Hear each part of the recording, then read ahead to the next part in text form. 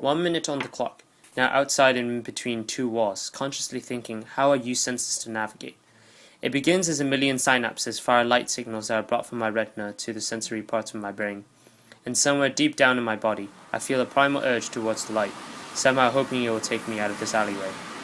Using the sounds of cars, trucks, and footsteps, I navigate towards a door as I hear them behind, releasing me into a train. A train of people, as bundled up as me in shoes and clothing. The winter dulls a lot, but not everything. I notice the slushy snow, soft from being treaded on by many people before me. I found my way onto a main street. As I trudge on, I near another major landmark, a major intersection, Dundas and Spadina. I'm given clues to this, even without signs. The influx of traffic lights, people, cars, and traffic congestion tingle all my senses. Visually, I'm next to the tallest building in the local area, as it towers over. The scent of old people, hair products, and perfume fill my nose, not to mention the much frequented lamp stores. 4 minutes in, as I move towards the next phase of my journey, I notice a small city within a city. A clear navigational marking known as Chinatown, or at least a small portion of it. I take notice of the extruding banners flashing bright colors as it strikes a resemblance from my hometown. Chinese characters printed everywhere with its English counterparts expressing stores, restaurants, amongst the many more. The name Chinatown is deceiving, for people chatter and indulge in foreign languages and cultures in this area, some that I can't even identify. Music is played, filling my eardrums for a brief time, attempting to capture attention from passersby.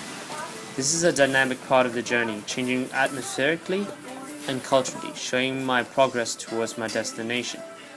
Impossible to miss if any geological knowledge of Toronto is known. A key guide on my trek. 8 minutes in and traffic on the sidewalk is slow to shuffling as old ladies go about their business at the Lucky Moose, taking their time. The smells of fresh and ripening fruits are exposed in the air, the grocer keeping a watchful eye, sitting in his chair. The Italian consulate opposite the street with its dull wall acts like a ruler guiding me towards Beverly Street.